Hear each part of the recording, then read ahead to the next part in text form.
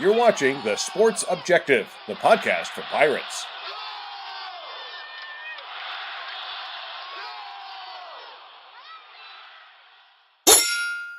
ECU, Pirate Nation, Purple and Gold family, stand to your feet, put your crossbones up, and lean side to side, yeah, and lean side to side, yeah, and lean side to side, come on, yeah, welcome to the island, man, it's crazy in here, a whole sea of purple and gold waving in here, keep a plank on the shark tank, traders beware, because we got a whole bunch of rowdy sailors in here. You're watching the Pirate Football Playback on The Sports Objective. Join us every Sunday night on our YouTube channel and Facebook Live as we talk East Carolina football.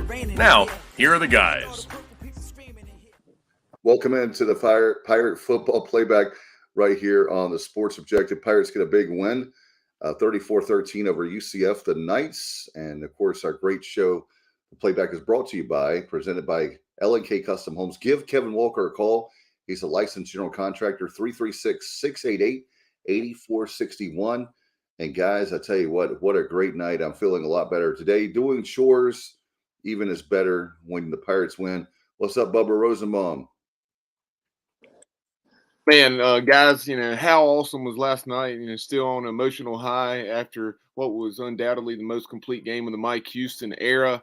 I think that goes without saying. We've had some quality wins, but last night was an entirely different level. And, not only was it the most complete win of the Mike Houston era, it was certainly our most complete win since 2014, as far as executing in all three phases with an exception or two. And then I got to thinking about it. It may have been our most complete win in all three phases since West Virginia in 2008. That's how complete it was. No doubt about it. And I got, by the way, guys, if you can't tell, it's a little chilly right now. I've got the heaters in honor of UCF getting their tails kicked last night and I'm standing near the heaters. They're behind me. Kyle Barber, a man that doesn't need a heater. How are you, sir? What's going on, Dave? Yeah, in terms of it being a most complete victory, yeah, we played well on all three sides of the ball. To me, it's without a doubt the most quality win of the Mike Houston era in terms of the quality of the opponent, and our most quality win since 2014. You beat Virginia Tech in 15; they were a 6-6 team, but this team won't lose anymore. My guess is in two more games. UCF, I mean, so you're looking at most likely at least an 8-4 football team that we just beat. So that was a hell of a win, and it was a much needed win. Coming off the Memphis overtime, nobody really gave us a chance against UCF. I looked at, the way Plumlee had been playing and did not like the matchup at all. We were ready to play. You could tell we had this one circled. Those guys wanted this game. We wanted it more than UCF. We took it to UCF. I think UCF was looking ahead to Cincinnati a little bit. They had the Bearcats this coming up weekend. There was a little talk on game day about that was a potential site for game day in Orlando next weekend if UCF had won and Cincinnati had won, but that ain't going to happen now. Huge win last night. I don't know. I think most Pirate fans get how big it was, but I think there are some that don't understand how big this win was. Win number 5, it was just the other day. Everybody was panicking after Tulane, wanting to know if we could even get to a bowl game. And I kind of said, just calm down, wait a minute. We tend to get better as the season goes on under Mike Houston. This team has a lot of talent. All the problems are fixable, and doesn't mean we're going to win out. I mean, we may go to BYU. That's what a horrible road trip. By the way, after coming off this win, it wouldn't matter what you're coming off of, but to have to go all the way out to Provo, Utah, and play on a Friday at 7 p.m. That's a tall task to ask. But hopefully we can go out there and handle business. And we'll recap this one first. But what a stupid. If you're going to play, if you're on the East Coast and you're playing at BYU, it needs to be on Saturday. But that's neither here nor there. We're talking about this game first. That's the thing. I think originally it was, and then it was moved for television. And then, hey, on a positive note, at least the game, that we played and was at home. So it's not like we're coming off a coming off the road game and then having to turn around and go to Provo on a Friday. Yeah, that would be brutal. It's true. But you look at how it affected BYU traveling that far to play a game. They played like ass against Liberty, and they're not that. They're that's what's scary about BYU. They're a good football team that plays a difficult schedule, and not only difficult because of opponent in terms of quality of opponent, but they play a lot of weird opponents and do some weird things like travel to Liberty to play a game. And so we better be ready to go. It's going to be a tough one. We're underdogs. We're 3-point road dogs to BYU. But I don't know why I'm getting so far hit to BYU. Let's recap this one first. No doubt. Let's also bring in a man who I doubt uses a heater, but would have a good excuse. Matt Semenza up in the great state of Connecticut. Do you guys have heaters up there? Are those big heaters like on the sideline like last night UCF was using? I'll tell you what, guys, my 13-year-old son played 2 baseball games today in 40-degree weather, 40 degrees, and there was no heater to be found in sight. So, it's kind of weak of the fact that UCF brought heaters last night. I agree, Dave. But, I'll tell you what, guys, I'm just fired up about last night. It was, like you guys have already mentioned, just a solid all-around performance. Obviously, the offense, defense, but I thought the special teams played really well, too. And I thought from a coaching standpoint, this was our best game of the year in terms of game planning and preparation. I just felt like offensively and defensively, our coaches were a step ahead of UCF last night, especially defensively. I just felt like Blake Harrell was just, anything that UCF tried to do, he was a step ahead and really created a lot of confusion, for their offensive play caller. And I think the key defensively for us guys was Plumlee was just never ever able to get comfortable in the pocket. And, we did get quite a bit of pressure and we got him down to the ground a few times, but we got him off his mark all night. And he was drifting to his right. He was drifting to his left. And he really didn't have, many clean windows to throw the ball through. So really outstanding job. You got to give credit to, that's a team that averages 42 points a game, and we held them to 13.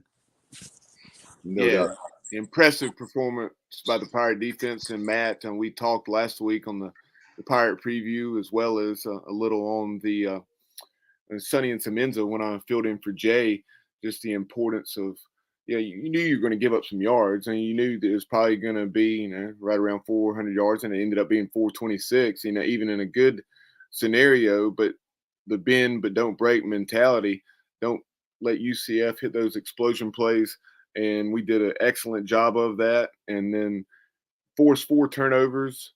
At least one was in the red zone, and then the other 2 were right out, or maybe I guess all 4. The other 3 of the other 4 were right outside the red zone as UCF had drives going. So just clutched by the Pirate defense. Jaira Wilson coming up big. Julius Wood led the team in tackles, forced a fumble.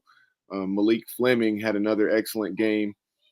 So as you mentioned, we had John Rice Plumlee on the run for a lot of the night, sacked him 4 times, pressured him several others. And, it was one of the best defensive performances in recent memory. If you'd have told me going into that game that we were going to hold them to 1 touchdown, I wouldn't have believed it. I thought we could win the game, but I thought we were going to – I never would have thought 14 points would have won the game. I thought we would have to have scored 28. Oh, no question. And that's what makes it great is the fact they talking about the offensive side of the ball. It was great to see Keaton Mitchell. He had 2 touchdowns, and just his explosiveness looks like he is back. I wouldn't say full strength because we know what game it is, time of the year. But as far as he and Marlon Gunn looked really good last night. Yeah, we had limited rushing yards. Rushed for over 100, but the rushing yards we had were very effective, and we got better running the ball late in the game. Hit some big runs. Just overall great performance by the offense. Bubba talked about the defense. The offense was very complimentary. The time of possession was unreal. One of y'all can bring that up exactly what it was, Bubba, here in a minute. But we dominated time of possession. driving the field. We'd get in third down situations. Holton would hit a big play. C.J. Johnson, Winstead, Keaton Mitchell, there were others that just stepped up over and over again. And one of the biggest things that I take away from this game is we took it. And that's something I kept saying during the game is take it. You got to take it. Don't hold on. Don't wait for these guys to make a comeback. Don't get conservative. Take it, and we took it. We took it. When they came out at halftime and cut it to 7, I said, "Oh, here we go." Then we drove down the field and went back up by 14. Then we had the long drive after the turnover and kicked the field goal, which was huge. That was a huge. First of all, it's a pressure kick. So Right. hats off to the kid for making it. We went up by 17, 3 scores. We hold them to try another field goal late in the game, and we get the onside kick. And instead of just running the clock out, Keaton Mitchell, we took the game.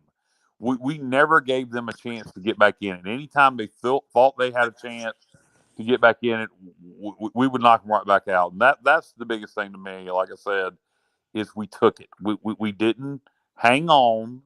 We didn't barely win. And I would have been happy with any of as long as we came out with a win, I would have been happy with it. But last night we were not going to be beaten. That was a determined football team that executed a game plan to perfection. And it's hard to do that week in and week out to that level. But that's what everybody's going to expect now because we've seen them do it.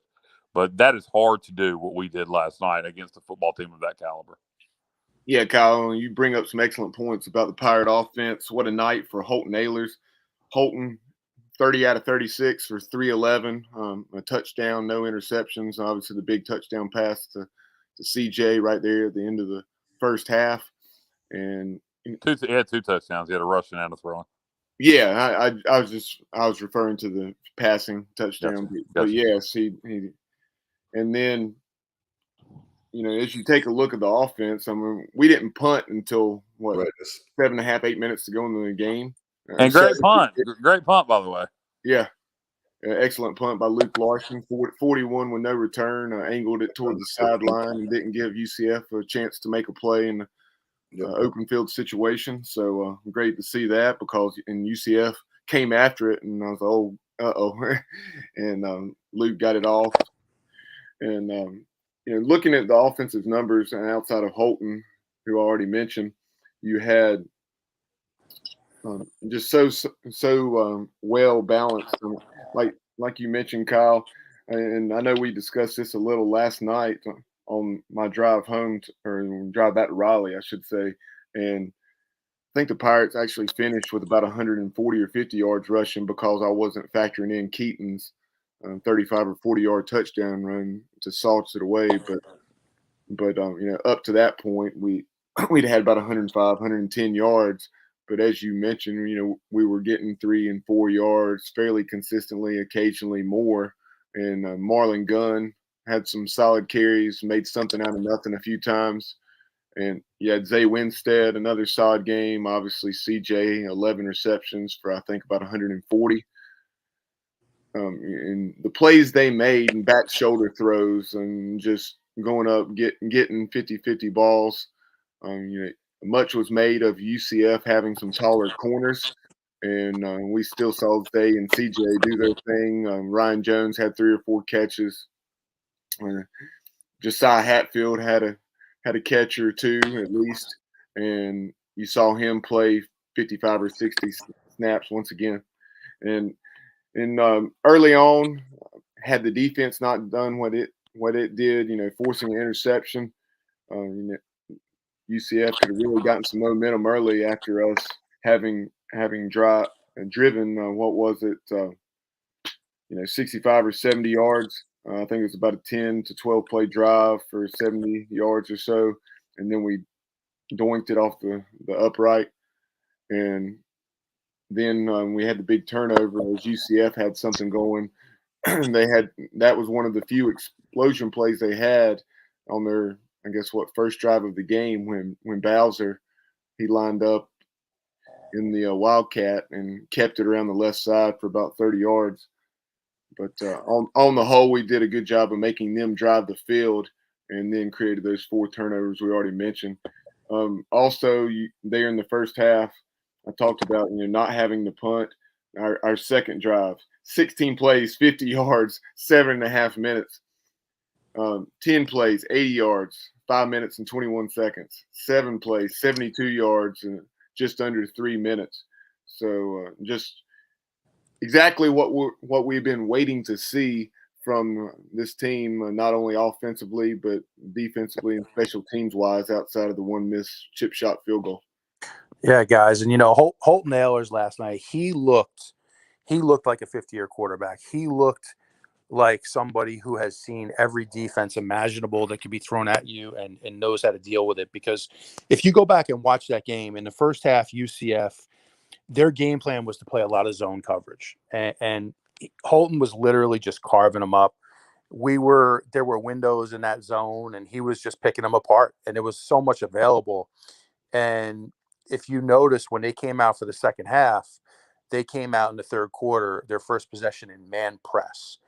And the last several years, we have struggled against man press coverage. We've had a difficult time getting our receivers, getting any separation against man press. This year, it's been the total opposite.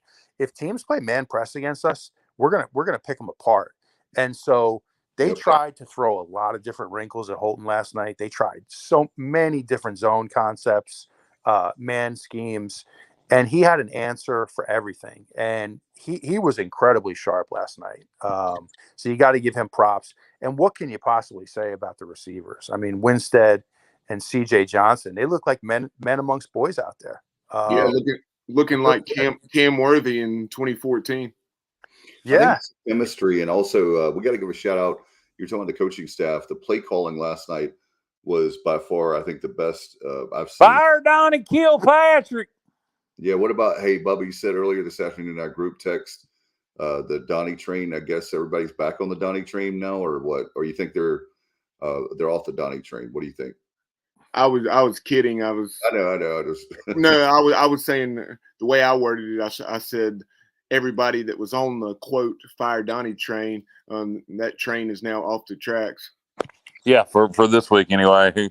Who knows what it'll be, next week or the week after. But you talk about Holton and CJ.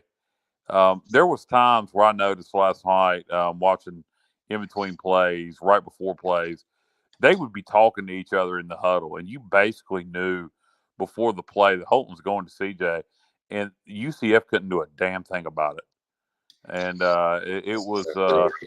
it was impressive at times last night. Just if they could come out with that kind of intensity and focus the rest of the year, and I know that's really hard to do week in and week out, but man, that was just an incredible performance last night. I mean, we're repeating ourselves. It's all talking about how great it was, but it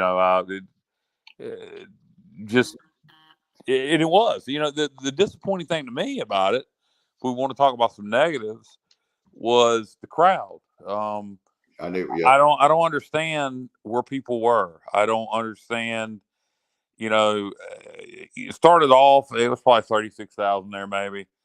And then by halftime, maybe 20-some thousand by the end of the game, there was probably 18,000 people there. And I just don't understand it. I don't get it. It's 7:30 kickoff. It don't get no darker. Look, 9 o'clock, 1 o'clock, it's all the same. Dark is dark. It don't get no darker. Church don't start till 11 a.m. What are you doing? I mean, why are you leaving early when you're playing a team like that, when the team's playing so well? National television. Yeah, it's embarrassing to me. And these 7:30 games are too late. Well, then you're getting too damn old. I mean, look. LSU fans. I mean, how do the old LSU fans handle it? I don't know. I was there. Like I said, I told Bubba this last night, and I would rather one of y'all bring it up than me point it out myself. But I not to toot my own horn, but toot, baby. I'm there on chemotherapy on my own until 12 o'clock in the morning, What's your damn excuse for not being able to stay or not being there? I mean, it was pathetic to me. And for the folks that did stay, we were loud and into it. That was for damn sure. Yeah, I thought what I was upset about, guys, is mine. I was going to say this real quick, and I'll pitch it to you, Bubba. Is as far as the boneyard. I mean, you've got students. When I was I don't know about you guys, but when I was the students had been really good up until this game. I don't understand that. Yeah, they were. That's what I was getting ready to say. They were great up into this game, and then I looked over there and I'm like, man, that's several thousand right there that we don't have. So what is it, around 10,000 that we have students wise altogether that we could put in there. So that was disappointing, because it was not Thanksgiving weekend, it was not any kind of fall break or anything like that. So that was very disappointing. And again, you make a great point. I think that if we talk about acknowledging. I think another thing, a lot of people just thought we were going to lose the game, so they didn't come. They said, "Well, we're going to lose. I'll just watch it on ESPNU." Yeah, the problem we have, guys, is that if you don't think coaching matters, and if you don't think that that Mo and all the stuff we did with Confer that didn't hurt us with the firing of Ruff McNeil, we're still recovering from that. And I think that what's happening is we have our base of fans, and what's missing right now, I was thinking about this last night during the game, is we're missing the casual fans that used to come because we always won. We're missing those fans, and sadly, I don't like talking about it because in the past, but those people haven't come back. How do we get? That's a topic that we could ask the athletic director or anyone there, or Pirate Nation. Do stuff like we did last night and make people wish they were there. Well, and what a lot of these people want, fellas. I mean, they complain about the 12 noon starts. They say it's too hot, right? Yeah. At 7:30, it's too late. They want 3:30 or 6. They want 3:30 to 6 p.m. And nothing else. I mean, wow, we're becoming a very picky fan base here at East Carolina, and I really think, I'm glad you mentioned this, Kyle, because I obviously living so far away, I couldn't go last night, but I'm watching this game on TV, and at times it was pretty embarrassing to me, how empty it looked on TV, and I couldn't believe it. And I think the fan base really needs to take a step back and check itself a little bit. Right now we kind of live off of what we used to be, in the 90s and in the early rough days when we had some amazing crowds. And, right now it's almost like we lost an entire generation of, it's like we lost an entire generation of fans. I was thinking last night, Matt, not that many years ago, 2011, and I guess that's been a decade now, but I remember 2011 playing UCF. It was a 7:30 kickoff on Fox Sports Net, and I remember the place being packed. I remember the game, us putting the game away late. I remember them playing, what's that damn Kiss song? I want to rock and roll all night and party every day, and the crowd singing along with it. And I remember that vividly. And I remember the atmosphere at that game in 2011. And there was about 38 to 40,000 people there till the end. Same time, same kickoff, same opponent. Much less significant situation. It was in November even. And we were a 500 football team trying to get to a bowl game. And, it's a shame that a lot of those people left during the whole Scotty Montgomery, Jeff Comfort debacle and haven't came back. And some of those people have aged since then. And I guess for whatever reason, Papal thinks it gets darker at midnight than it does at 9, or he's got to take his pill. I'm not sure which one it is, but people need to stay to the end, man. What do you have? My thing is, what do you have to do? Like, I was talking to the guys right beside me on our tailgate, and I was just like, they take their time leaving, and it's like, is it like and I'm not making fun of volunteer firefighters, obviously, but there's certain cases of emergencies that happen that you leave, or something that you have planned that you can't get out of, so you come for part of the game. I get that. We're not talking about that. Our children now are older where they can stay the whole game. So we get all that. What we're saying is there's enough people in our fan base that can make it. Matt's all the way in Connecticut. Trust me, if he was anywhere close, he would drive and be there at the games. There are people that are across this world that would love to be at Dowdy Ficklen Stadium. So, and we understand if there's a conflict for a game or something like that, but this is a problem that's been going on since the Montgomery thing. And I don't understand. We were actually, we were ahead. So I don't understand why you leave. It's not like we're getting our butt kicked and our butts kicked and you go, oh, okay, we're not going to come back and this academic and we're going to get out of here. That's one thing. And I hear people talk about it. And we'll get off this topic. People want to talk about the game, but I hear people talk about Bubba mentioning it. Want to beat traffic. Want to beat traffic. Beat traffic. You're not in damn New York City rush hour traffic. Give me. I'll tell you my. I don't even consider it at the ECU games. It's not even the traffic flow to me is never a problem. But if I'm at PNC Arena for a concert, for example, what I always tell Jessica is take your time, hold on, let's sit here in the parking lot, drink a bottle of water. I would rather. There's two ways to beat traffic. You try to leave early, but here's another idea: just wait for it to settle down. Yeah, just hang out, stay to the end of the game. 30 minutes usually. Take your time, but wait a half hour, and the majority of the traffic will be died down. That's always my strategy to beating traffic. It's never to leave early. I don't get it, but we'll get off that topic. Do we have any comments from listeners? Oh yeah, we've got a lot. Bubba, I know, has been chomping at the bit because there's a lot of. Thank you for all the people watching and listening right now. Appreciate that on YouTube Live and Facebook as well, and of course, people do the archives when they can't watch us on Sunday nights. Our great show is a Pirate Playback, brought to you by our good friends at LK Custom Homes. Kevin Walker, give him a call, 336-688-8461. Thank you, Kevin. Appreciate your support of the program. Of course, Kevin played in the 80s, the heyday there. That 83 team, he was part of that and went on. All right, here's the question for you. Why do we have 8,000 to 10,000 more in the stands for Campbell than UCF? Inexcusable. I agree. That's what I'm talking about. Is this was a big-time opponent. And you guys, I told you, this was like, to me, I know, Kyle, you said you had a circle. To me, this is like, for me, one of the, as far as the American is concerned, I think it's our biggest rival. Maybe I'm wrong on that, but that's the way I feel because they seem like last year, they find a way to beat us. Even last year, we had them on the ropes in the fourth quarter. We couldn't get it done in Orlando.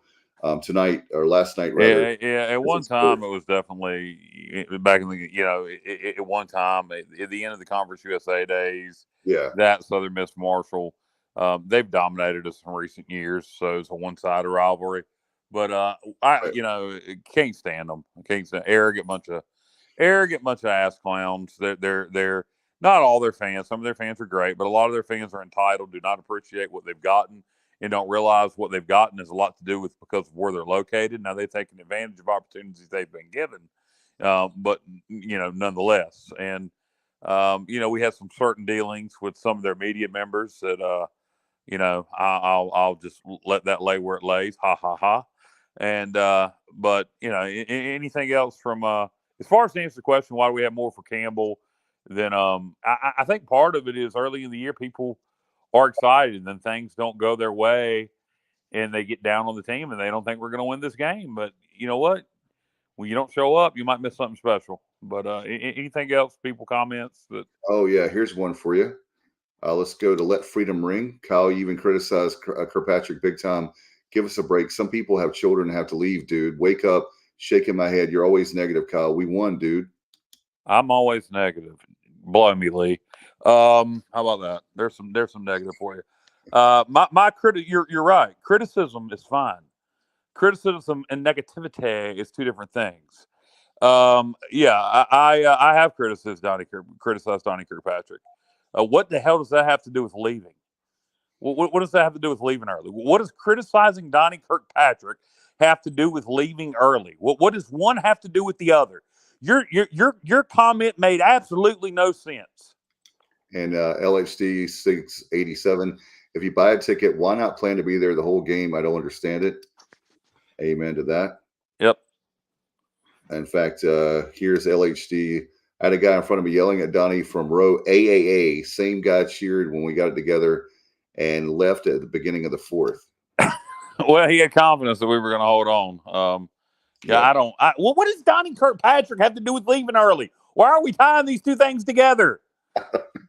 I don't know. Exactly. And listen, guys, if you watched that game last night, anybody who watched it should give Donnie credit, because the great thing about this show is we're on nobody's payroll here.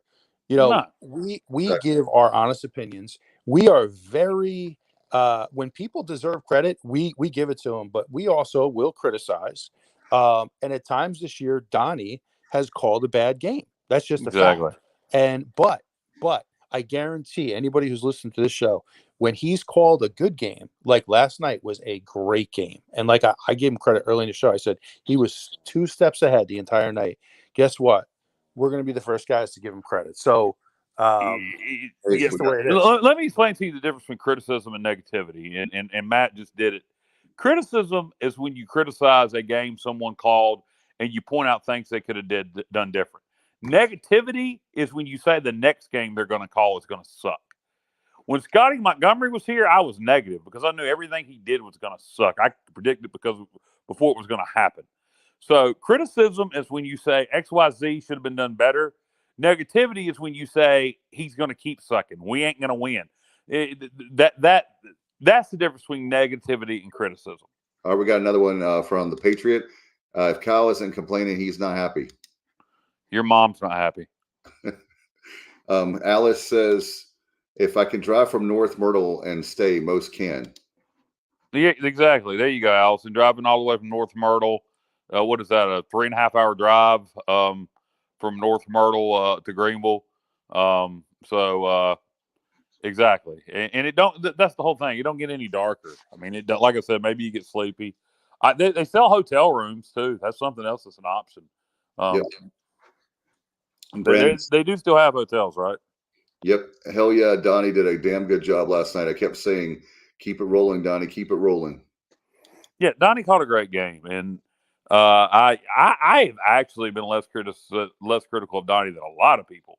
Quite frankly. I don't know where that's coming from, where I'm critical of Donnie. There are times where I'd say certain things, but there's people on this show who looks at Matt that have been way more critical of Donnie Kirkpatrick than I have. Well, I think that, and guys, this is one of the things that I was thinking about this morning drinking my coffee, is that I think one of the things for this fan base is they knew this team was better and not performing at the level that they could, and to win, the close games. And for me personally, I think that you have to tip your hat off to the players and the coaches. They accepted the challenge. And Matt, I was going to bring you in on this, and Bubba as well, because you guys are former players. I've had, and Kyle, you can relate to this part of it. I've had bosses to chew me out because they knew I could do better. I made mistakes, no matter where the job is. They called me in the office. They challenged me.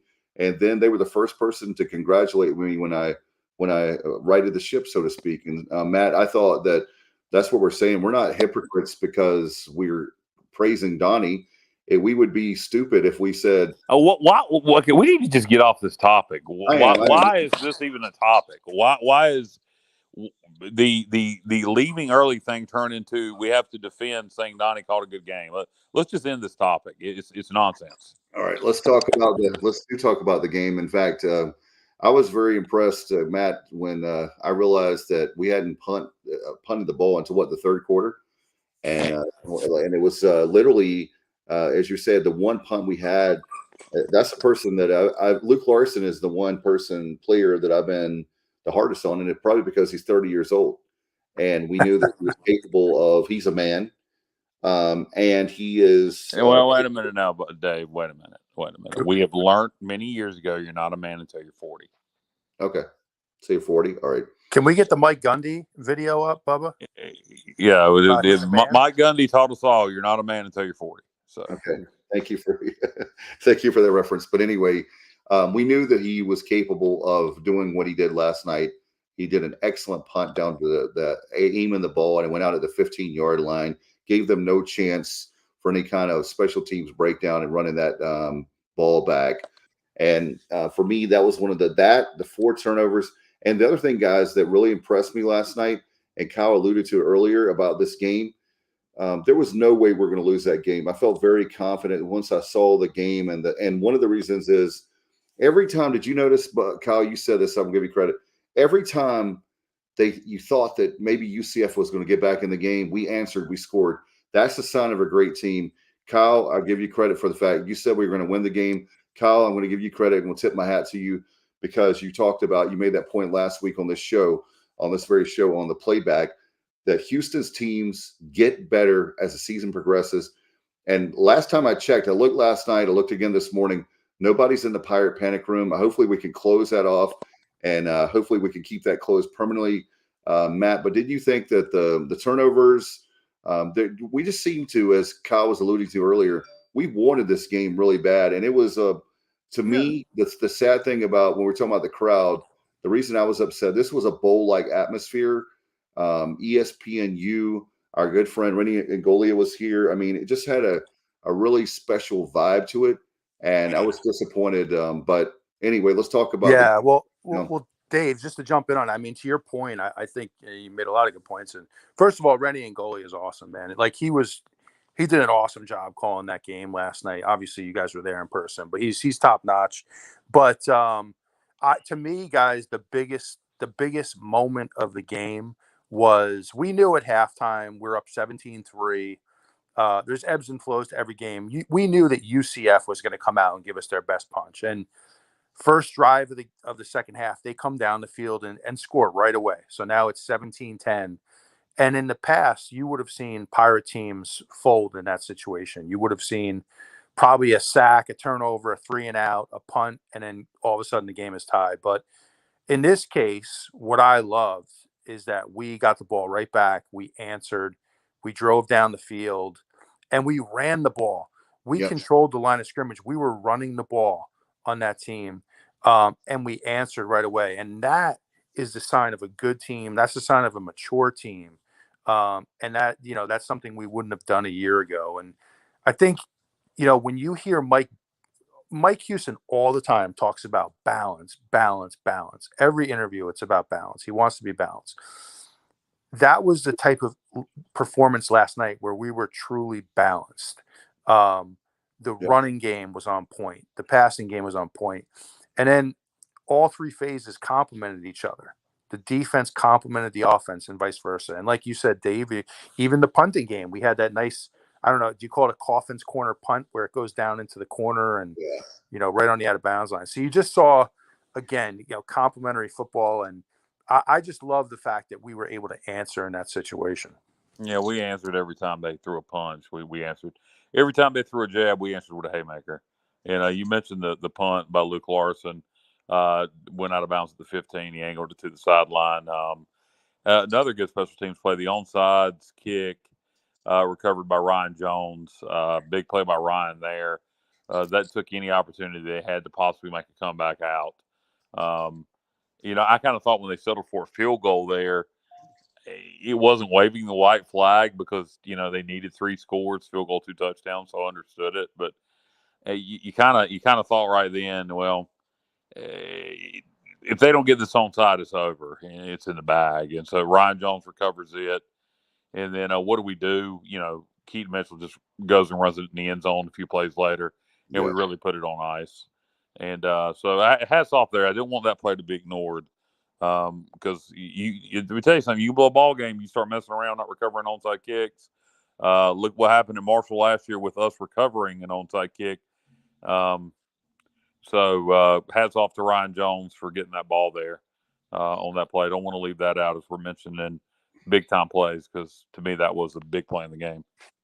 Yeah, and one of the things that you always want to see is that, the great thing about last night is not only the victory over UCF, but how about the fact that now we're 1 game away. We have 4 games left, 1 game away to be bowl eligible. I say let's go ahead and get it done in Provo. It won't be the end of the season, but wouldn't that be great to go ahead and to have that win on Friday night, be bowl eligible, so we don't have to hear about that anymore. Well, you definitely want to win your next game because it's your next game, but win number 6 would be special. Win over BYU. We're underdogs. BYU just lost to Liberty. We're still 3.5-point underdogs, 3-point underdogs, depending on where you look. Because it's a long trip out to Provo. And BYU's a quality football team. Their back's against the wall. They're a 500 team right now. And I think they're 4-4 maybe. And so they they know they need this one too. They need it bad. So it's going to be a very, very tall task against a desperate football team that plays very physical. I hope we don't go out there and get any injuries. Those Samoan boys out there, they got a lot of Samoans that play defense for them, and they can be a little nasty. So I hope we don't get any injuries out there. That's something I'm a little concerned about going out to Provo. It's a big game. It's a big game, but honestly, and take this with a grain of salt, it's the least important game left on the schedule. We can lose this game and accomplish every one of our goals if we win the rest of them, because it's a non-conference game. We need some help to get back in the conference championship race. That's something we haven't even talked about. We're very much now back in the conference championship race. Cincinnati, to me, the easiest path would be for Cincinnati to lose to UCF this coming Saturday, and then us to beat Cincy. Obviously, we would have to take care of our business, so that would include beating Cincy. So then I would put Cincy with 2 losses if they lose to UCF and us. And then UCF has to go play at Tulane in New Orleans in November. So let's say UCF loses to Tulane. Then you have East Carolina, Tulane for the conference championship in all likelihood in that situation if we were to win the remainder of our conference games. So conference championship is back on the table, guys. That's something we hadn't even discussed. Yeah, we need to be talking that way. And Matt and Bubba, former players, I talk about it a lot on purpose, but the swagger. What about the swagger? That's one thing that people say, why do you get ahead of yourself? You know what? When we had Scotty Montgomery, I didn't think we were going to win a single game. But now when we have Mike Houston and the way the team's playing right now, we can win every single game. I'm not a fool. I realize we can lose them. But why would you have that kind of mentality? Let's go in there and have the chip on our shoulder. The edge is for us, especially this team is getting better. And Matt, I was going to talk about the fact that my daughter, for example, their team is 10-0. There's like an expectation, like there's when even down to a county soccer association, the teams fear my daughter's team because they've won every single game. And it's like our kids are playing loose. They're not, they don't even realize the significance of what they're doing right now. But I was just thinking about that with East Carolina. Why not have the swagger? Why not go ahead and have the confidence that you're going to win, that you can go out there and compete with the BYUs? You can compete with Cincinnati, Houston, and, of course, with Temple. So, I mean, with 4 games left, Yeah, well, I saw that, a little bit of that swagger last night. And you could actually feel it when you were watching the game. The team, they played very confident. They played very confident. So, and I think I'll tell you guys, I feel great about this BYU game heading out to Provo. And I think the team will bring, Dave, I know you like to talk about it a lot, but that swagger, and they should believe in themselves right now because they have a damn good football team. And we have a lot of good weapons on offense. We have a quarterback who is playing very good football right now. I think that's, to be honest, guys, I was surprised that we were the underdog in that game. And I think you got to look at travel, and I think you got to look at BYU plays better at home than they do on the road. And I think you got to look at the intangibles. Friday nights, that short week, long trip. So I think if it were in Greenville, it's funny, Matt. If it were in Greenville, not only do I think we would be favored, I think we would be favored by more than what BYU's favored. BYU's 3-point favorite at home. I think if it was in Greenville, we'd probably be a 5-6 point favorite. Yeah, I agree with that. They're definitely, it's a good point. They are much better in Provo, and they definitely struggle when they come east. I mean, you see it in recent years with Coastal, Liberty. They came to Dowdy Ficklen, 3 or 4 years back, and they struggled. But one thing about BYU that I observed before the season started, when I looked at their schedule, they've played an incredibly difficult schedule, guys. Injuries probably mounting up. Exactly. That's exactly where I'm going. I mean, you play teams like Notre Dame, Oregon, Baylor. I mean, they play really good teams. Arkansas, Kyle. I mean, Wyoming, really good football teams, and they don't look quite the same as they did at the start of the year. And I just think we are the better football. I really believe in my heart we're a better football team this year than BYU. I think right now we are. That doesn't mean we're going to win because of the other things. I think it's going to be a very physical, hard-hitting football game. I think it's a good time to have an off week after it. Perfect time for the off week to be coming after this BYU game before we play Cincy. So that's really, really good time for that because, like I said, I do think it's going to be a physical game. They play nasty, man. That's one thing people need to. CJ. If you, I don't know if you listen to the show, or if anybody that listens talks to CJ, man, I'm telling you, those BYU guys, those big Samoans, man, they're some hard hitting, dirty playing dudes.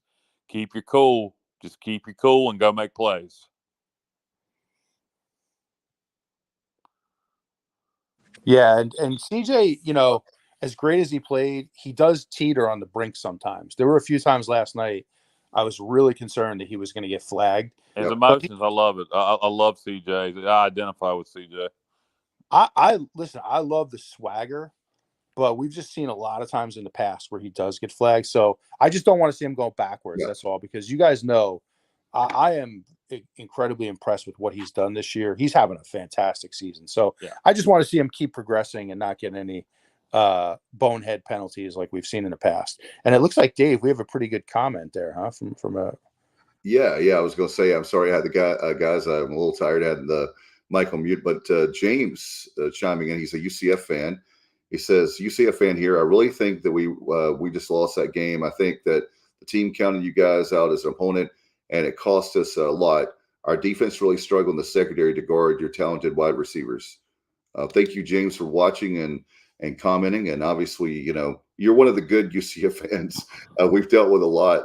In fact, that I think it's a great rivalry. And I will say this about the UCF series. I hope that we can get home and homes from time to time with you guys still. Southern Miss is a team that won't back on the schedule. There's other ones, and I'm not going down that path, but I don't want to. Same thing with Houston and Cincinnati. I hope we can get home and homes for non. Well, I think UCF, if they're interested, makes a lot of sense because you always recruit in Florida. I don't know how interested they're going to be in doing a home and home with us, but I'm with you. I wouldn't mind seeing that. Who knows if it's going to happen. But to me, it would make sense to do a non-conference home and home with them. But he's right. I do think that I think the UCF players were a little overconfident and looking ahead to Cincinnati. Well, they beat us. You cannot overstate. Look, Cincinnati next weekend, they were talking about that may be a potential location for game day in Orlando. And so I do think that there was a little bit of look ahead to the Bearcats. And like I said on Pirate Radio last night, when you're looking ahead, and you ain't paying attention, you might get run over by a freight train. I just want to hop in on that really quick, guys, because sorry to cut you off there, Dave. Talking the same thing. There's some of that stuff does go on, but like I'll say one thing to James's point. I don't necessarily agree with that. I thought we were the much more physical football team. I thought we won the line of scrimmage. We did. I really do. I thought on both sides of the ball we won the line of scrimmage. I thought we were more prepared. So I think his comment has taken away a little bit from the accomplishment from last night. I don't think it does, dude. I don't think it does. I just think we played a hell of a game. He says, really you guys really earned that game. UCF really struggled. It was definitely a shame watching from Orlando, just watching the beatdown. We weren't focused on the challenge in front of us.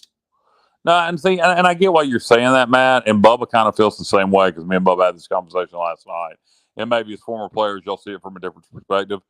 But I don't think saying that somebody overlooked you, if you lose that, look, if they end up winning a 1-point game and they overlooked us, then yeah, that looks bad. If we hung on in one, but when you dominate a team, that means you're a good football team, and they should have probably taken you way more seriously than they did. And no, I really don't believe that UCF came in here 100% focused on the Pirates, and I really don't care. To me, it doesn't take away from the win at all. Yeah. To me, that's on the coaching. To me, that goes back on coaching, getting your team ready and letting them know, hey, you better not be worried about the Bearcats. You better be focused on the Pirates. They're going to kick your ass. So to me, that goes back on their coaching staff, if that was the case, and not having them ready for the challenge in front of them, because we were ready. Something else I've been wanting to point out all show, and I keep forgetting. We wouldn't have won this game last night if we didn't beat Memphis the week before. I truly believe that. I think that Memphis game, 4 overtimes, was such a character game. It was such a find out who we are type football game. I really believe that game had a lot to do with us winning this game too. Oh, most definitely the momentum, and with I think about back to your good friend Kyle. We're going to try to see if we can get him on. Jeff Sharon, do you remember him? I remember some chick named Sharon. Yeah. Just basically being so. I can't think of the right word, but definitely condescending when it comes to East Carolina. Look, Jeff Sharon's not representative of all UCF media or UCF fans, but Jeff Sharon was condescending. Very few people have made me that angry in recent history. I had way more important things on my mind to truly get angry. A lot of times I'll joust back and forth here with people on the show, listeners, and people will think I'm angry, and I'm just full of crap. I'm not angry at all, like with the Patriot earlier or whoever it was. But Jeff Sharon had me legitimately fighting mad. He's a condescending little punk, and I tickles the crap out of me that we beat him. I hope he was there last night. And he was actually. He was. I wish I had an opportunity to say, go hey, to the press box. Yeah. yeah, we're going to the press box just for that. What was that was just posted? Beating Memphis had nothing to do with us winning. I think the Patriot. The Patriot. I think you're just trying to argue with it. Beating Memphis had us nothing. Okay, so if we lose the 4 overtime game, you think we come out and play with the same focus and intensity as we did last night? You think we have the same mental aspect? Beating Memphis had nothing to do with us winning last night. The Patriot, you need to change your name to the Communist because you're an idiot. James, by the way, the UCF fan said, "Oh, absolutely. ECU played a phenomenal game. UCF played awful, and you could tell from watching the interviews from your coach. He watched the film, knew the players' names and all their pros and cons." Yeah, we were well prepared, and they weren't, and I think that's pretty obvious to see. So, who is this Patriot troll? This dude's clearly a troll. Yeah, we got a couple trolls. I think. Yeah, the Patriot's clearly a troll. So whoever you are, Patriot. Say your real name. I love unmask yourself. The last Patriot was a guy in wrestling named Daryl Wilkes, and he was a crackhead. He's dead now. Used a lot of drugs. So it happens. I don't know if that's kind of what this Patriot's about. No, I don't know. But let's talk about obviously with this schedule, it's going to be tight. But I really believe let's talk about BYU.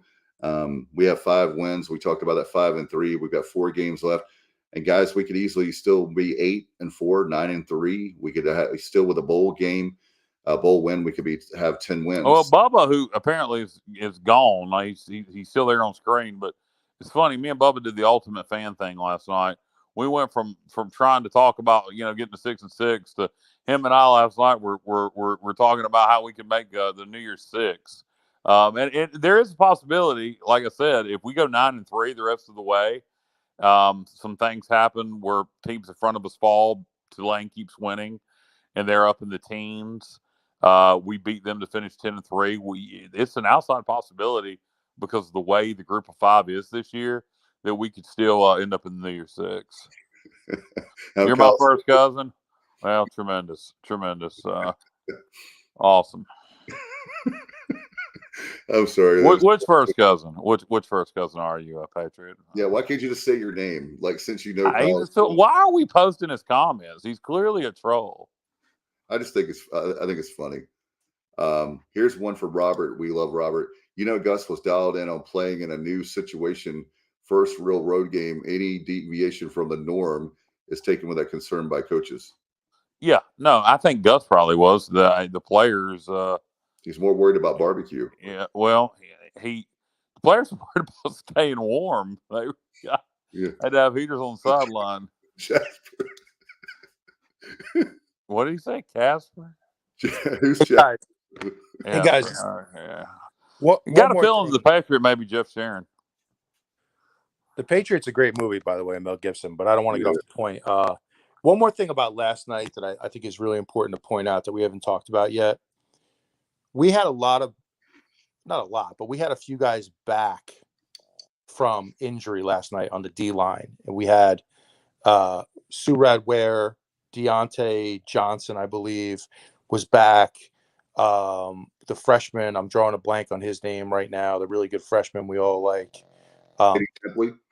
Yes, and then Abreu, who's kind of been sidelined all season for reasons unknown. Yeah. He was fresh last night. He looked like he was playing his first game of the season, and basically was.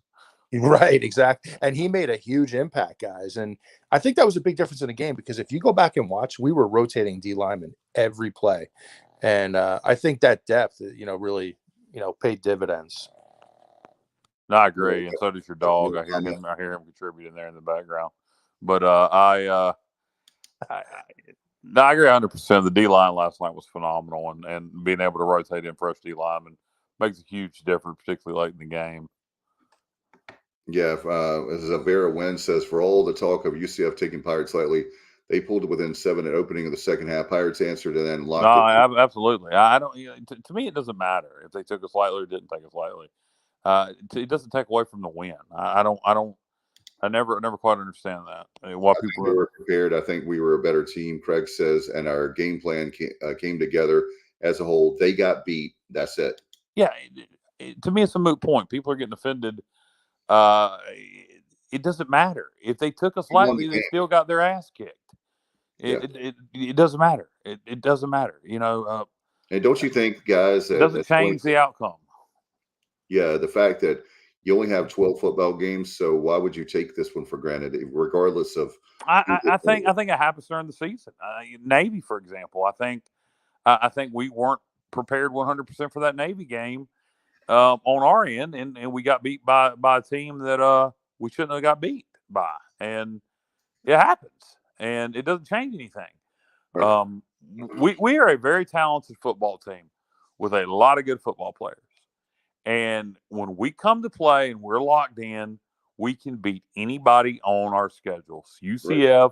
Cincinnati, BYU, Houston. But when we ain't, we can get beat by anybody on our schedule. That's exactly how good we are. Oh, no question about it. That's why we're talking about another thing that I want to mention, guys, talking about BYU. I'm glad we're playing Matt and Bubba and Kyle. I'm glad we're playing BYU now and not like the second or third game of the year. I think that would be a totally different outcome. I think that they peaked. They were good at the beginning of the year. And as time goes on, I don't know about the injuries, but they look like that they peaked too early, and where we're doing the opposite, where we're peaking at the right time. I do think they're a desperate football team, and they're trying to get to a bowl game. And it's at their house in Provo, and it's a short week. So that is not a game to take for granted. Look, we're underdogs. If we had to travel too, Kyle. They had to travel. They were in Lynchburg, Virginia. And exactly. That's my point. That's my exact point. They just did the same trip we're going to do in reverse, and they got their tails kicked. So they're back home now. They're not going to be traveling on Thursday. They went home last night. So they'll be nice and settled in when we're there. So I do think if we go on the road and travel from Greenville, North Carolina to Provo, Utah, and find a way to win on a Friday night, that is a monumental win. That does not need to be taken lightly, win or lose. If we find a way to win that game, that is a huge win. And it's a win over a name brand opponent on the road at their place on national TV, where a lot of people watch BYU out west and nationally if you're a Mormon. So there'll be a lot of people tuning in Friday night to watch that game. Okay, Cal, I got a question for you. Sure. Is it from you or the Patriot? No, I forget the Patriot. This is from Dave Richmond. I have a real name. I'm not going to have some gimmick or name. So Kyle, if the Pirates win on Friday night, which I think they will, are you going to the airport to welcome them home? No, it depends on how I feel. That's not an easy question for me to answer right now, but maybe. I don't know that it's quite worth that. You don't? No, Cincinnati. Cincinnati, absolutely. Cincinnati, absolutely.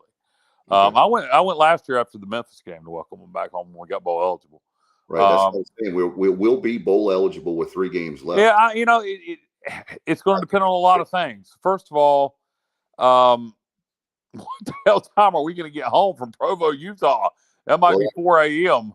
Hey, you could go to Denny's and hang out, and then yeah. It might be 4 a.m. So it's going to depend on Waffle House or Denny's. You can hang out and then drive a little bit further down the road. It's going to depend on how I feel if I'm still up. Are you going to be there?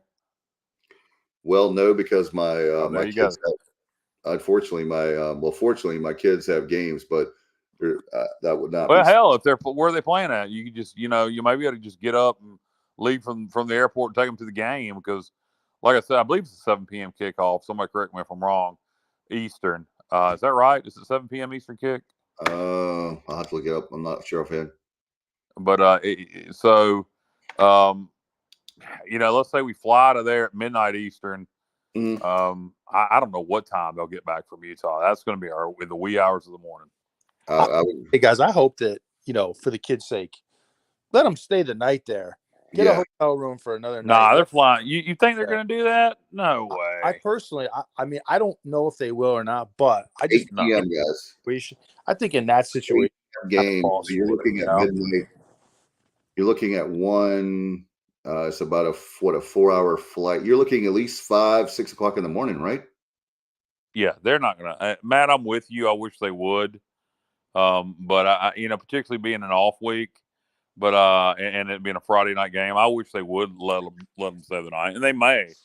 That's a good question to ask somebody to ask Mike Houston in the press conference. What about Justin Butts? Justin would know that because they would have to bring their equipment back. Probably. Justin, if you're still watching, what time? Yeah, or are they going to stay the night? I mean, because it is a Friday night game, so it's 8 p.m. Eastern kick. It's a long way, man. I mean, when you think about UTEP's close, and I know we played one game at BYU, but UTEP's the closest thing I can think to compare it to. And I remember a couple wins at UTEP over the years. Yeah, Sarah says last time we landed around 5:36. That's what I was thinking. Yeah, okay, there you go. Saturday morning. There you go. So that's a long flight, and so yeah, there you go. You can just get up. Hey, you know what? 6 a.m. would probably be better than 4 a.m. People can just go ahead and be there and start their day. Yeah, 5:30.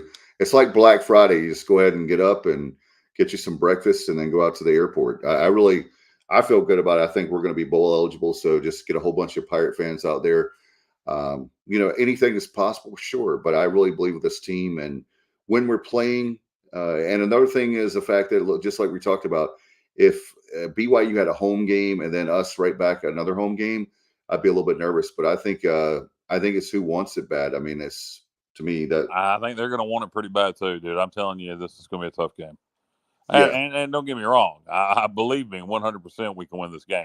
They're flying straight back. Thank you, Justin, my friend. Okay. We 100% we can win this game.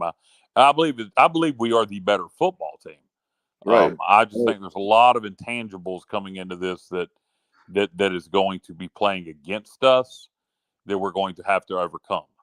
Yeah, leaving around lunch Thursday, flying back after is what Justin says. Okay, yeah. And then Craig says, I'd rather fly home during the overnight hours from those Western time zones because you lose too much daylight if you spend the night. Well, I would generally agree with you, but we'd be flying back on Saturday and we have an off week. And Justin's saying the equipment truck is leaving tomorrow. So there you go. I'll tell you what, Justin, you got Justin's company. You guys have some amazing drivers, and maybe we can get them on sometime. But that would be pretty cool. Maybe we get them on. Can we get them on? Or Justin, can you come on Tuesday night? We'll talk about that. That's crazy. Leaving tomorrow. It says Monday for a Friday game, but I guess that's about 2,000 and some miles, right? Off the top of my head. I have no idea how many Yeah. miles it is from here to Utah. It's a lot, though. Yeah, it's a good hike. But I'll tell you guys, I love these type of matchups. Like Me too. teams that we don't traditionally, you don't think of ECU playing BYU. This is something I've kind of Boise coming up. I think I'm kind of I get the feeling I'm in the minority on this a little bit, but I would love to see us, if it was possible, schedule some of these teams from out west just to play somebody different. You're in the minority. Arizona or Arizona State. The problem is, guys, as we talked about, it's just so hard to schedule these people. I would go ask any head coach if they want to do that. It's travel wise, it's just a nightmare logistically. Think about what Mike Houston's and the coaching staff having to put up right now, knowing first of all, it's going to be the longest road trip of the year. Now you got to do it on a short week, play on a Friday night. You have to adjust schedule. You have to give them At least you have a bye week, though. At least you have a bye week after the you game. have to give. Well, it doesn't help you this week. I know, but you have to give them an academic day. I mean, when are we going to practice? We're flying out at lunchtime Thursday. When are we practicing? You got to, in this type of situation, basically tonight, I'm sure they had a lot more install go in and more, in terms of preparation, more active night tonight than maybe they typically would. That's my guess. Yep. And here's one, guys, as far as last night's game. Shill has a question for me. Hey, Dave, just tuned in. I may have missed it, but any idea why Keaton didn't get in the game till later? Yeah, he played some early, but Marlon Gunn was getting the majority of the carries early. He had a hot hand. It also keep him fresh if he is still battling a little bit of that back injury. And late in the game with that speed, when the defense is wore down, that's a good time to play him. It's actually not a bad game plan. If Keaton's still a little banged up, Marlon's the more durable back. You put him in late when the defense is worn down and they're not ready for that speed. It's actually not a bad way to use him. And Brandon has one for you. Yes or no? Donnie called his best game as offensive coordinator at ECU since he's been back, even with the terrible play calls inside the 15, the first two drives. I definitely think this game, possibly USF earlier this season, the first half, I thought he called an outstanding game. But I thought he was on point last night to answer the question. I thought he was a step ahead. And listen, UCF has been incredibly difficult to score on in the red zone. Didn't they have the best in the country for red zone defense? They did. They had the number one country. They did. The number one defense in the country in red zone. But I thought I really thought like I said earlier, not to be repetitive, they tried to throw zone at us. He picked it apart. They throw man at us. He picked it apart. So yeah, it was a great game. You have to give credit. And by the way, Robert checked for us. Thank you, Robert. Fact checking.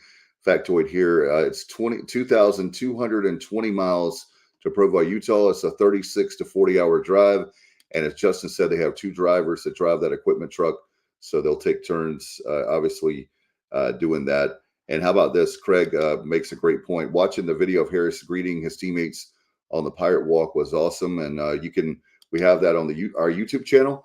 If you haven't seen that, Bubba does that for us. And amongst many things he does behind the scenes. Great job, Bubba, for putting that up for those fans. So you'll get a chance, a little taste of what it's like on game day. And man, it was a sweet victory. I tell you what, this game is going to definitely. When you guys, I wanted to ask you guys this. I was thinking about this last night as I was driving away. Would you say that this is Mike Houston's signature win? People keep talking about signature wins. Would this be the signature win? Like this will be looking back, and who knows, because it's hard to say. We're not looking back now. But when Mike Houston's career ends, would you, or maybe further down the road, would you say this was the game that we knew that, okay, the program is turned around? We consistently now, it's not like flashes of greatness. You can finally see this program. They're winning toe-to-toe with what I was going to say, back to the point about UCF. Guys, we were so close. Look at that Houston game last year, the UCF game. We were so close on. We did. To answer your question, Dave, is it a signature win? I would say so. It's not a big non-conference Power 5 win. It's not a conference top 25 win. They should have been in the top 25. They were just outside. It's his biggest win. So thus far, I would say it's his signature win. So yeah, I would say it's a signature win. It's the closest thing, and it's a lot of people will say it ain't UNC, it ain't NC State, it ain't whoever. But some of those Virginia Tech and NC State and UNC teams we've beaten over the years weren't as good as this UCF team. Right, they were not good. UCF team 6-1, and like I said, I think at worst they'll finish 8-4. So this is a really big win, and should have been in the top 25, and then you wouldn't even be questioning if it was a signature win if they were 27th, and other teams were sitting votes. So if they were 2 spots above at 25, people would be saying we just beat the top 25 team. So.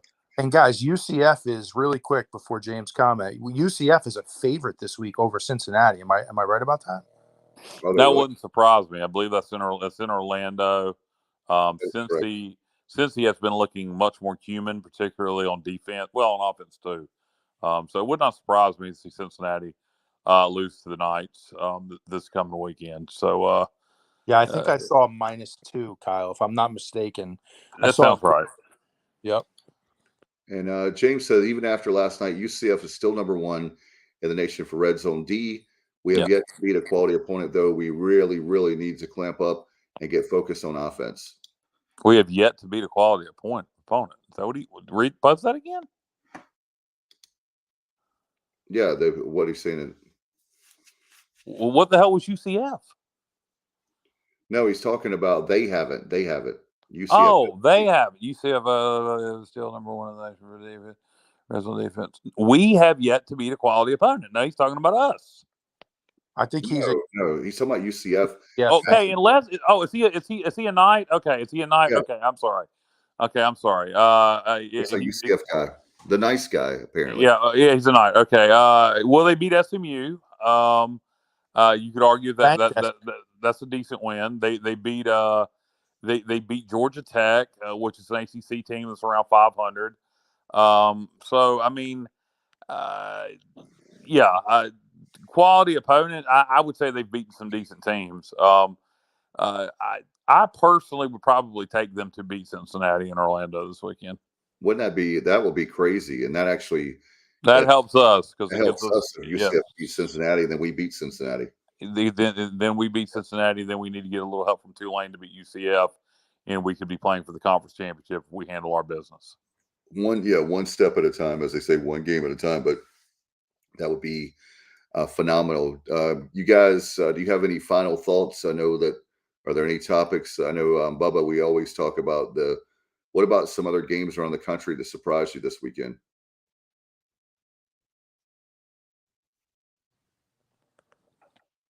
Well, I'll tell you, I was a little surprised that Oregon took care of UCLA the way they did, because UCLA has been a very hot team, kind of the surprise team of the season. And they went out to Autzen Stadium and took a beating. So Oregon's a team, they started off really slow against Georgia. They got beat down pretty good, and they've won every game since, and here they are in the top 10. Hey, and how about that? One of the teams we've been talking about, Matt, up your way, not too far for you, closer to you than us.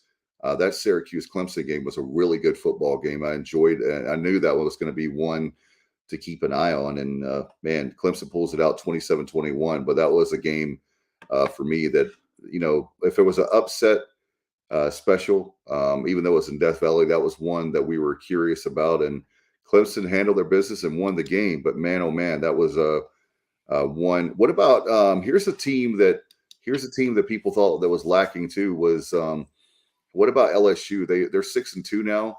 And they were big yesterday in that win over Ole Miss, 45-20. That was one I didn't think that would happen.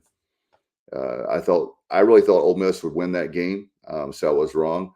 I like Lane Kiffin's offense, but man, LSU is really coming on strong since that Florida State debacle in week 1. But that's what makes week 1 special, is it's not the end of the year if you lose. One that kind of surprised me a little bit yesterday, James Madison had been playing really good football, worked their way into top 25. I got upset down to Georgia Southern, and then they lost to Marshall, who had been struggling since that win over Notre Dame. So Marshall kind of got their season back on track, beating James Madison yesterday. And I think JMU's finding out what it's like now to play a full FBS schedule. It was kind of easy early, and now they found out, that it takes a toll on you.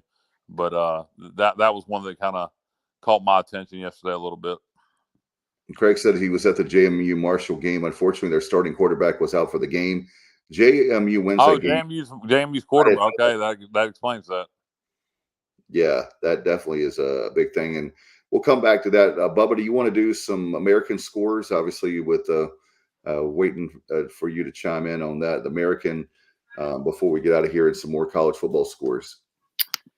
Yeah, Cincinnati had a close call down in Dallas against SMU. SMU, really pushed the Bearcats late, but UC, that is, was able to prevail. Bearcats ranked 21st, and you had Tulsa pick up a win. I guess what that was Friday night, guys, 27-16 up in Philly. They trailed for a large part of that game, but then Came back in the second half. Let's see, you had Tulane build a commanding 35-0 halftime lead on the Green Wave. Obviously 25th in last week's poll. I haven't seen the new poll yet to see if they moved up at all, but they are now 7-1 after a 38-28 win over the Memphis Tigers. And let's see, and there's one other that I left out. Houston beat Navy. Yes, Houston defeated Navy 38-20 in Annapolis. So, and a lot of good coverage just on the ESPN Family Network's linear television for the American, and I hope that continues going forward. It depends on how our contract's written, but you had the noon window. You had Cincinnati SMU on ESPN. You had Houston Navy on ESPNU. You had us on ESPNU against UCF. I believe Memphis Tulane was on ESPN2. So there was a lot of great coverage for the American yesterday. Another surprise of the year, obviously, in Durham is Duke. Duke beat Miami yesterday, 45-21.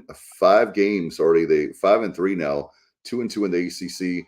Really, yeah, we know you're proud of your Blue Devils, Dave. I don't know about your trip to Durham Friday night yeah. for the kickoff, tip off, to get down in Cameron with the Cameron Crazies, and Duke beat Miami. Miami sucks. It's really Miami's terrible. Miami, it's amazing. It's I mean, Duke handled business.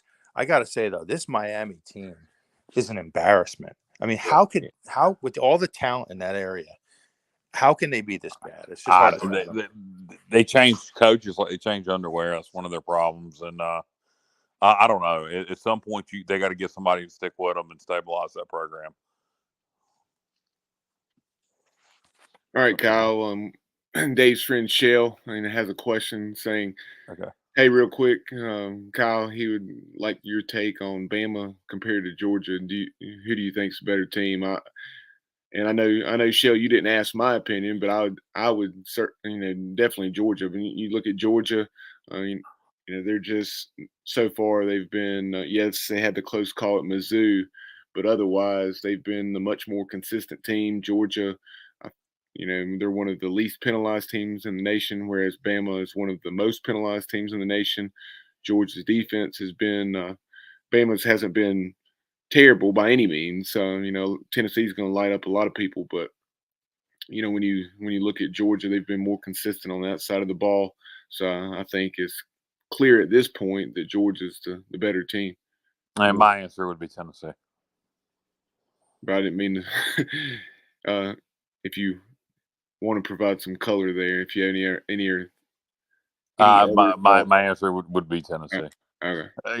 Who's better between Georgia and Alabama? Tennessee. No, I'm with that. I'm with that, Bubba. Georgia's got the more complete football team this year than Alabama. Alabama is Alabama. Don't get me wrong; they're really good, but I would say Georgia's better. But I really believe Tennessee may be the best team in the SEC this year. Well, I'll tell you what. Everybody's talking about the 3 teams in SEC. They got Tulane's up to 23. There you go. Thank you for that.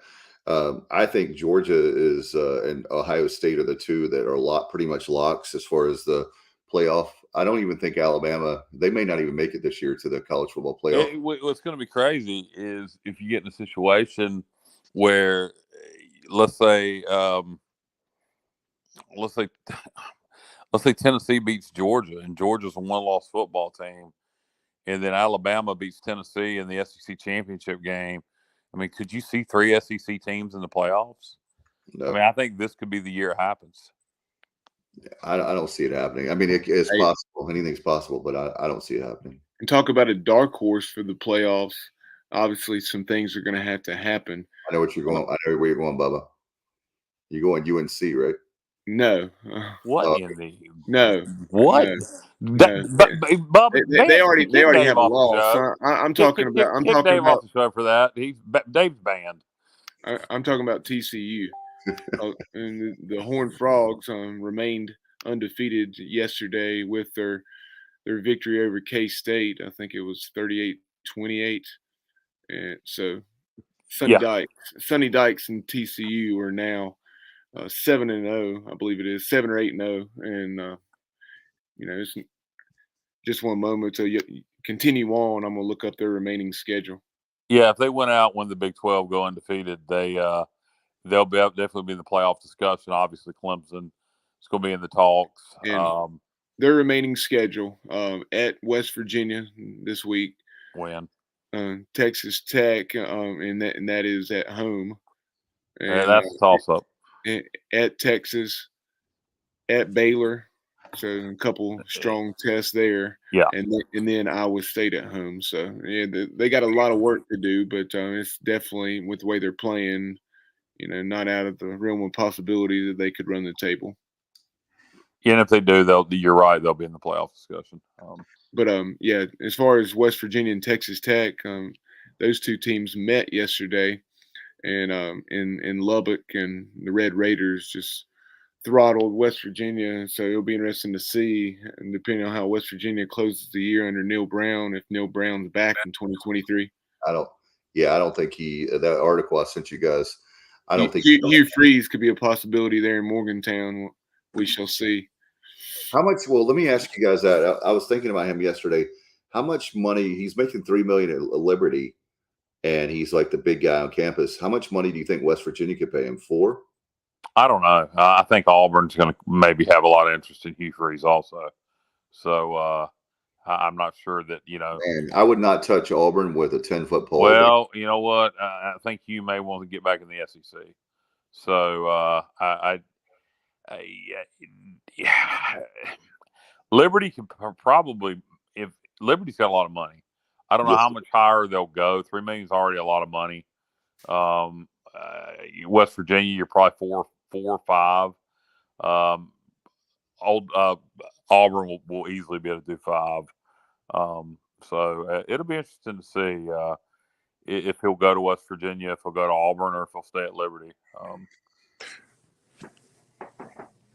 Yeah, I'll tell you guys, just on a slightly different note, the one game I'm looking forward to more than any other game this season that's going to have definitely playoff implications is when Michigan goes to Ohio State late in the year, because both of those teams are going to be undefeated without question, in my opinion. So that's going to be a battle that I think whoever wins that game is going to get into the top 4. I probably. I haven't watched very much Big Ten football this year, to be honest with you. So I really can't comment on either one of those teams. But you're right.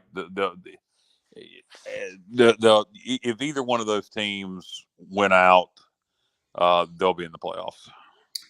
How about this, guys? We hadn't talked about it, but Shell talks about before we get out. He said Sean Boyle who was committed to UNC Charlotte, decommitted today, and he will commit to West Virginia. He's a senior at Charlotte Catholic. As I said, Shell's son goes to Charlotte Catholic, by the way. So, okay. West Virginia fired Charlotte fired Will Healy today. Is something we have not mentioned. Charlotte football fired Will Healy. So Matt Simmons is taking that job. That's what I heard this morning about 11:30 this morning. Guys, I hadn't had a chance to. I know you were with Chase today. I hadn't had a chance to reach out to you, Matt, but that's what I'm hearing. You're going to take the Charlotte job, and you're going to make East Carolina a real rival. A rival, yeah. You guys know how I feel about Charlotte. How much money would? Let me ask you, Matt. How much money would you take to take that Charlotte job? Oh, it would take a lot. It would definitely take a lot. It would take several million for me. But I'll tell you, just I hate to be in a conference with them. That's all I'm going to say. I despise it. The lights have been turned off on Club Lit. Yeah. Craig says, "You give me $3 million in Lynchburg, I'm living high on the hog." Yeah, I agree with that. $3 million in Lynchburg. you've got to be one of probably the richest person in Lynchburg, I would think, or one of them. Well, Jerry Falwell Jr.'s probably got you beat. Maybe. Well, I don't. Yeah, that'd be interesting to see. There's no maybe to it, my friend. Jerry Falwell Jr. is probably a billionaire with a B. $3 million with access to Liberty's year-round ski slope, shooting range, flight school, ice hockey arena, etc. I'm good. Yeah, $3 million. And here's the thing: I'm not anti-Auburn, but my God, every time you turn around, they fire coaches. I mean, to me personally, I don't see that as the job that it should be, because they're so impatient with a coach and so ridiculous. Well, and I think you can look across the state and look directly at Nick Saban and see why. But I think firing Gus Malzahn to hire their current head coach was a change for just the sake of making change. I think Hugh Freeze, on the other hand, would be headed in the right direction. I think that would be a good hire if they're able to make it. But he makes a good point. Is Liberty is a no pressure job, so the question is going to become really for Hugh Freeze now, as this becomes the Hugh Freeze show. Does he want to spend the rest of his coaching career at Liberty? And it's probably time for him to decide that, because he's going to have a couple good opportunities with Auburn and West Virginia. So he's going to have to decide: does he want to just be the head coach at Liberty, or does he want to get back to the quote-unquote Power Five? And it'll be interesting to see how it plays out. Kendall has a great question for you guys. Does anyone have an interest in Mike Houston? I think Georgia Tech will. I think if we keep winning, I think Georgia Tech will be a name. Mike Houston will be a name you hear a lot for that job. Can I mention something real fast? History will repeat itself. Well, maybe not. The last Pirate coach that went to Georgia Tech didn't do too well. Right. Well, you can't gauge things off of that. But I don't know. It'll depend on how he finishes, how much interest he'll have from other schools. If we finish 6-6, nobody. Nobody's. But if we have eight or 9 wins, I can see Georgia Tech being interested. Besides that, depends on what other jobs come open. I don't know what else is going to be out there that would be a good fit for Mike Houston. So dominoes fall. It's a good situation to be in. I'd much rather him be being talked about for jobs than not, because that means we're winning. By the way, if there's anybody that knows who Jay Batt's agent is, please let me know. The guy's got more jobs than right up there with Ryan Seacrest. I mean, come on. Bobby Bones. He's yeah. How in the world does he get that job as athletic director of Georgia Tech when he couldn't even run the Pirate Club at East Carolina? I mean, well, you probably your portfolio probably looks pretty good once you've been at Alabama for fundraising.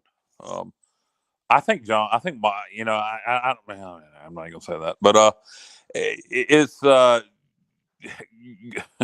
good for Jay Bratt.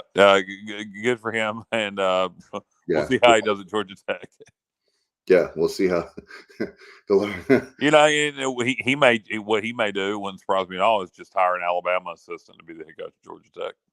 That's or keep the current head coach. Maybe I think they kind of blew it with Virginia the other night. Yeah, 3-4. They're 3-4 on the year now. Right. So, yeah. Under 500. We'll see how the next few games go for them. Obviously, I really don't care about Georgia Tech, so I care about East Carolina. No one does. Yeah, look at Georgia State. There's most people pull for Georgia in that state anyway. So, but anyway, we'll see how that. Did you guys know one more thing about Georgia Tech? And did you guys know that every single kid that goes to Georgia Tech has to take calculus? Like how many? Did not, nor did I care. Yeah, but I mean, like that's a really big deal. Matt, did you take calculus at ECU?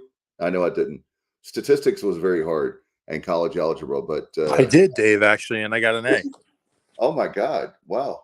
How about that? You did take calculus. Okay, I'm not a math guy, so maybe that's my my problem. Cal, I'm sure would get an A in it, and Bubba would too. But I'm more of a social sciences kind of guy. My degree's in political science, so. Dave, but you didn't let me finish my sentence, though. What? I got an A in calculus and not attending class. How about Did you actually get an A in calculus? Absolutely not. Okay, all right. I was thinking maybe you were. I was thinking maybe you were alluding to something that passed the point of NCAA violations. But no, yeah, I think we better change. We better, as they say, pivot from this conversation. Okay. All right. Gotcha. We'll do that. Gotcha. No, I'm just kidding. By the way, here's Richard Allsbrook, our good friend. Richard, we think a lot of you. Great to see you last week, buddy. All four of us were happy to see you. We have to keep our assistant coaches. How about Blake Harrell, the defensive coach? That's a good point. Blake Harrell will get opportunities to probably be a defensive coordinator at quote unquote Power 5 schools after this year. I mean, if our defense keeps playing the way it's been playing. I don't know how much you can do. You definitely got to give him some more money. But if an SEC school comes after him as defensive coordinator, there's not much you can do. Because his ultimate goal, I'm sure, is to become a head coach. And you get those opportunities by being coordinators at SEC schools, et cetera. And we're looking at what, about 150, 200,000, that range, I think is what he's making now, somewhere in that ballpark. Off the top of my head. We need to get, I don't know what he's making, probably 200 grand. We need to, if he stays, we need to get him up to 300 grand this year. But you get an SEC school offer him as defensive coordinator, he's going to probably be making close to $1 million a year. You can't do anything about that except telling him about it. Off the top of my head, I think Donnie is the highest paid assistant coach, I believe, off the top of my head. Bubba helped me out on that. Bubba's the numbers guy, but I believe that's right. But don't hold me to that. But we definitely, this is the best defense we've had in a long time. And I got a question for y'all, and then we're going to get the hell out of here as we're talking what ifs. If Mike Houston, let's say we do finish 9-3, go win a bowl game, finish 10-3. Mike Houston gets another job at a Power 5 school. Does Blake Harrell get a look as head coach? Absolutely. I've heard a lot of people, and it's so funny that you said that, Kyle. Last night I didn't, but usually every home game I'm walking through the tailgate lots or I'm buying a drink. I can't tell you the number of times this season, oddly enough, I've ever heard Pirate fans say that Blake Harrell would make a great head coach at East Carolina if Mike Houston leaves. It's the weirdest thing, but not that it's weird that he would be, like that we would consider that, just that how many Pirate fans I've heard this season, probably half a dozen or more. Yeah, I don't know. He my one concern about that is his limited stops before he got here for being able to put together a staff would be my biggest concern about him being a head coach. But in terms of an X's and O coach, he's a hell of a defensive coordinator. No question about it. What about you, Matt? You're a defensive guy. Would you give the keys to the program to Blake Harrell? I mean, I'm a big fan of his. I'm just curious, being a defensive guy. I would definitely consider it, and especially for the sake of continuity and recruiting purposes, and just just for the ability to keep sort of momentum going in the right direction. I would certainly consider it. I think he would need, a strong senior staff member. I say senior, meaning, maybe somebody a little bit older who's been around, some quality head coaches just to kind of lean on. But schematically, he's right there. I mean, he's an outstanding coach. No doubt. It'll be interesting. We'll keep, obviously, that's not something that's going to be decided tonight. Bubba, help me out on this one. Craig has a baseball question. Anyone know how baseball did today at Clemson? I have not heard. I was curious myself, Craig. I have not heard on that. Do you guys know?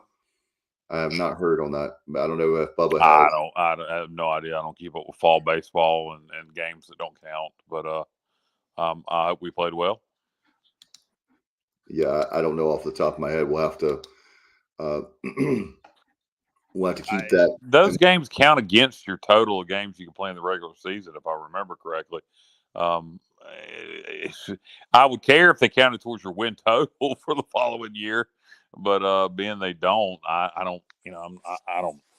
It's definitely good competition. Makes you a better baseball team for sure.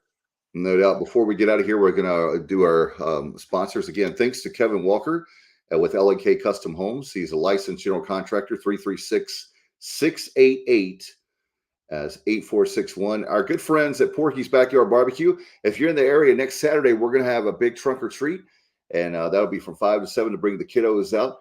And we'll have a lot of fun giving candy away. Then 7 until 10 or 11, we'll have music and maybe some karaoke. And that's at Porky's Backyard Barbecue. That's next Saturday night. And that'll be, again, 5 to 7 for the trunk or treat. And then we have 7 until probably 10 or 11, we'll have music / karaoke there. And my good friend Kyle, what about PGX gloves? Hold on. I got to sneeze. Okay. Should have muted myself. PGSgloves.com. Yeah, go there. If you need yourself some custom gloves, maybe your kid plays football, maybe plays another sport that uses gloves, baseball, softball, etc. Go get your kids some custom gloves at PGXgloves.com. Go get yourself some custom gloves. Maybe you want to look like the coolest dude on the golf course. You don't want to be run of the mill and look like everybody else. You want to stand out. You want to be different. Go to PGXgloves.com. Get yourself some custom-made golf gloves. And no matter what you order at PGXgloves.com, put in promo code ECU, and you will save 25% at checkout. All right, guys, I want to give our programming thanks to all the people. It started back the end of August for that first week. And Jeff Connors always has a great guest. The strength and conditioning coach, Matt's, and many others through the years. The show is called Absolute Empowerment. And he has a lot of laundry list of great guests, including Coach Logan. That was the second week, but many others as well. And that's every Monday night. Tuesday is our Pirate Preview. Wednesday is our Pirate Breakdown. Appreciate Sutton Young. And our very own Matt Semenza with Jay Sunhalter. Sonny and Semenza Wednesday. The Inside Slant on Thursday is a weekly college football preview. Friday is a Pirates Life for me. In fact, Bubba does a great job with different Pirate players and alums and fans. That's every Friday. Saturday, when there's a home game, Sights and Sounds around Dowdy Ficklin. And, of course, on Sunday night is our Pirate Playback. We appreciate all of you watching tonight. Man, it's been a huge crowd, and we want to thank every one of you for keeping up with Pirate football. And, obviously, by the way, basketball season is around the corner. Don't forget on Wednesday night, they're going to have the Minji's Madness, and we want to remind fans about that. Do you guys have anything before we go? No, just proud of the Pirates. Great win last night, and hopefully we can find a way to win in Provo Friday. It's going to be a lot of logistics, a lot of intangibles to that ball game, but really, really proud of the team for the last 2 weeks, Memphis and UCF. Matt, do you have anything before we go? Yeah, just hey, let's just go out, keep the momentum going, and get this win in Provo. All right, guys, we'll have we have all the great programming as you see on the screen. Until next time, you've been watching the Pirate Football Playback, brought to you by L&K Custom Homes, right here on the Sports Objective. Good night, everybody, and as always, go Pirates. You've been watching the Pirate Football Playback on the Sports Objective. Join us next Sunday night on our YouTube channel and Facebook Live as we talk East Carolina football. Follow us on social media at The Sports OBJ on Twitter and TikTok, at The Sports Objective on Instagram. Please like and follow our Facebook page and subscribe to our YouTube channel. As always, we appreciate you listening to the show. Go Pirates!